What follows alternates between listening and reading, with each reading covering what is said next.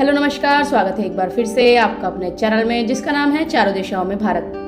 इसमें हम लेकर आते हैं भारत से जुड़ी हुई अन्य देशों के साथ 5 बड़ी खबरें। शुरू करने से पहले आशा करते हैं आपका आज का दिन अच्छा रहे और आप अपने लक्ष्य की तरफ बढ़ते रहें। फिलहाल हम बढ़ते हैं आज की पहली खबर की ओर।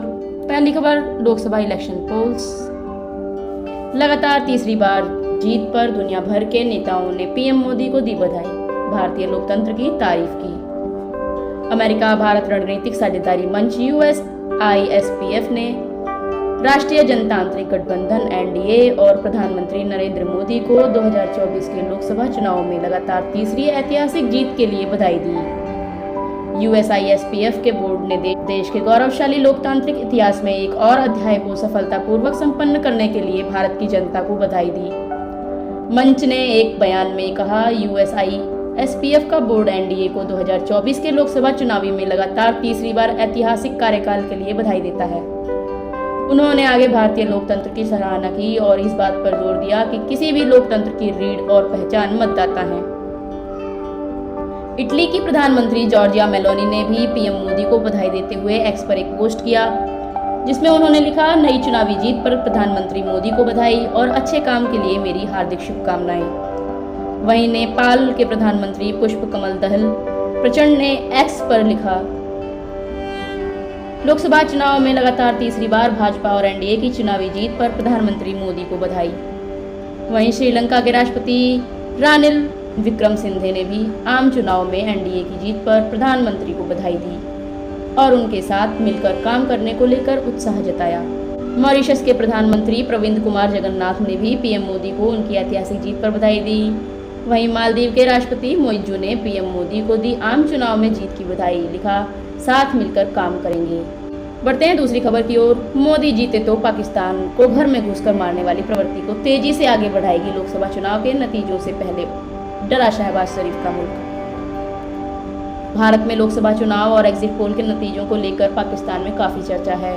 एग्जिट पोल के नतीजों को देखते हुए शहबाज शरीफ की सरकार चौंक गई। पाकिस्तान के पूर्व विदेश सचिव एजाज अहमद चौधरी ने बताया कि अगर प्रधानमंत्री बहुमत के साथ तीसरी बार फिर प्रधानमंत्री बनते हैं तो भाजपा को संविधान में संशोधन करने की शक्ति मिल जाएगी।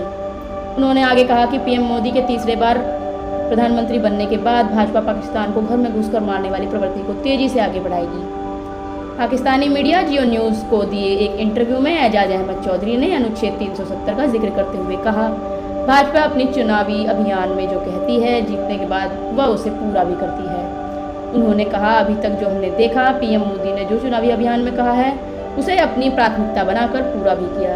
2019 के चुनावों में उन्होंने अनुच्छेद 370 का जिक्र किया था। सत्ता में आने के बाद उन्होंने तुरंत अपने वादे को पूरा किया।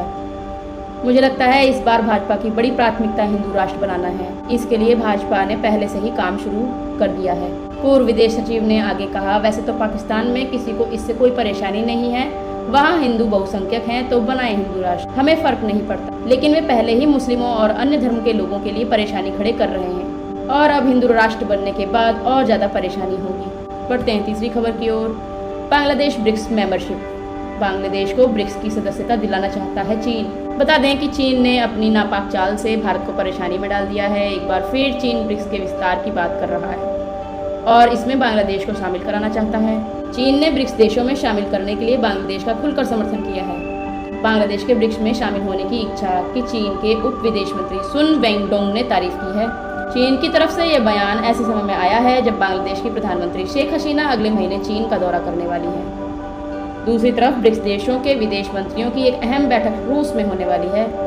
इसमें चीन और रूस की चाहत है कि ब्रिक्स का एक और विस्तार करके पश्चिमी शक्तियों के खिलाफ बड़ा मंच तैयार किया जाए। भारत इस बात से चिंतित है कि ब्रिक्स के एक और विस्तार से समूह में चीन का प्रभाव अधिक हो जाएगा। ऐसी स्थिति में भारत चाहता है कि अगले 5 वर्षों तक ब्रिक्स का विस्तार नहीं किया जाए। हाल ही में ब्रिक्स का विस्तार करके इसमें सऊदी अरब और UAE जैसे देशों को शामिल किया गया है। बांग्लादेश की तरफ से जारी बयान में कहा गया है कि वह चीन के साथ संबंधों को बहुत महत्व देता है। बांग्लादेश का चीन के साथ संबंध साझा मूल्य, आपसी सम्मान और साझा आकांक्षाओं पर आधारित है। इसके साथ ही बांग्लादेश के विदेश सचिव ने आधारभूत ढांचे के विकास में मदद करने के लिए चीन को धन्यवाद किया है। बांग्लादेश चाहता है कि उसे ब्रिक्स देशों में शामिल किया जाए, जिससे उसका विकासशील देशों के साथ रिश्ते मजबूत हो सकें। बांग्लादेश ने कहा कि ब्रिक्स में चीन और भारत दोनों हैं। बढ़ते हैं चौथी खबर की ओर। लक्षद्वीप और गोवा घूम कर आएं। मालदीव में इजरायली नागरिकों पर बैन के फैसले के बाद बोला इजराइल। मालदीव की मोइजू सरकार ने फिलिस्तीन के समर्थन में इजरायली नागरिकों पर प्रतिबंध लगा दिया।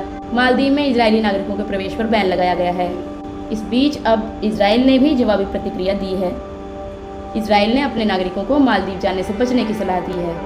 इसके साथ ही इजराइल के जो नागरिक पहले से मालदीव में हैं, उन्हें तुरंत देश लौटने की सलाह दी गई है। इजरायली दूतावास ने सोशल मीडिया पोस्ट में कहा कि जैसा कि मालदीव ने अब इजरायलियों के आने पर बैन लगा दिया है, नीचे दिए गए यह कुछ खूबसूरत और अद्भुत भारतीय समुद्र तट हैं, जहां इजरायली पर्यटकों का हार्दिक स्वागत होता है और बेहद आदर सत्कार दिया जाता है। इस दौरान इजरायली दूतावास ने लक्षद्वीप के समुद्र तटों की कुछ तस्वीरें भी पोस्ट की हैं। इजराइल और हमास युद्ध के बीच मालदीव की मोइजू सरकार ने एक बड़ा फैसला लिया था। मालदीव सरकार ने पासपोर्ट नियमों में बदलाव करते हुए इजरायली पासपोर्ट पर बैन लगा दिया था। इस फैसले के बाद अब इजराइल के नागरिक मालदीव नहीं जा सकेंगे। सरकार ने यह फैसला गाजा पर इजरायली सेना के हमले को लेकर मालदीव के लोगों में लगातार बढ़ रहे गुस्से के मद्देनजर लिया था।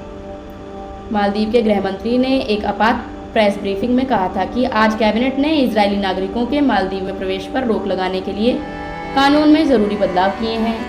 कैबिनेट ने इस प्रक्रिया में तेजी लाने के लिए मंत्रियों की एक विशेष समिति गठित की है।